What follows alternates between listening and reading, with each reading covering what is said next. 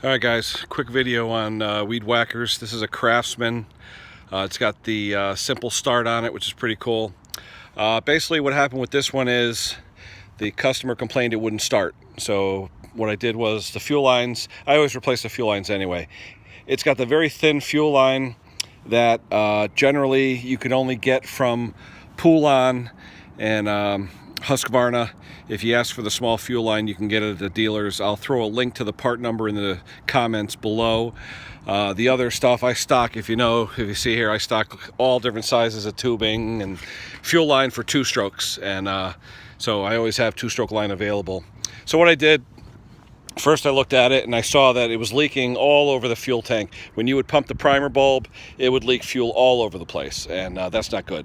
So knowing that I had the Poulan Husqvarna small line in stock, it's the clear line as you see here. It fits perfect into these. These are actually made by Poulan, that's why the lines fit good. So I replaced that. I pulled out the fuel filter.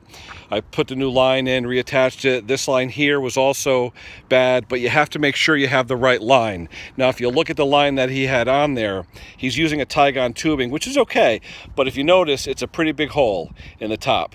And that hole was definitely not sealing on the little nipple that's on here. So when you buy Tygon tubing, whether you go to the dealer or whatever, you have two types. You have this type here with the large ID, and then you have this type here with the small, and I'll put them side by side.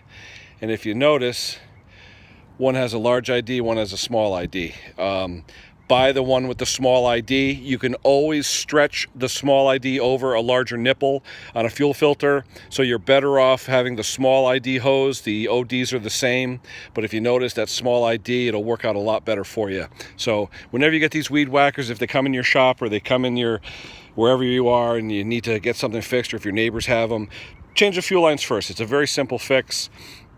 Make sure though that your fuel line has a tight fit to the tank. Shake it around, go up and down with it, and make sure no fuel comes out of these holes, because it just makes a mess, number one, but also when the pressure builds up in the tank, it will piss out of here. It will leak. It'll be a mess. I've had people come to me, their trunks smell like gas. They get all mad. So always a good deal to change the fuel lines. I mean, a simple fix like this, it costs you a few dollars in fuel line, and I charge the guy, I think, $15. That's to take it, see what's wrong, change it. So it's a quick fix, simple fix. You know, you get a few bucks for lunch, you know, works out well. You know, I think, say it costs you $5 for the line, you know, $10 in your pocket, it took you 10 minutes or something. So it's you know, it's not too bad.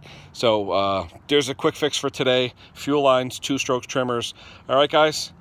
Very simple video. Comment, subscribe. If you have any questions about anything, if you need to know anything about 2-strokes or 4-strokes, send me a comment. Shoot me an email, kensmallengines@aol.com, and I'll be glad to answer them for you. But right now, that's about it. So this, like I said, this weed whacker's ready to go. It won't leak fuel anymore. In fact, the guy has a rental car at this point, so he wants to bring it home tomorrow. He's coming in, and he's going to go home and go right to the airport. So, you know, I told him, I said, look, it doesn't leak anymore. You can put it in the trunk of a rental car. You don't have to worry about it getting all smelly with gas. So, all right, guys, that's it for now. We'll talk to you later. Thanks for watching, and keep watching. I'll hopefully get some more content for you.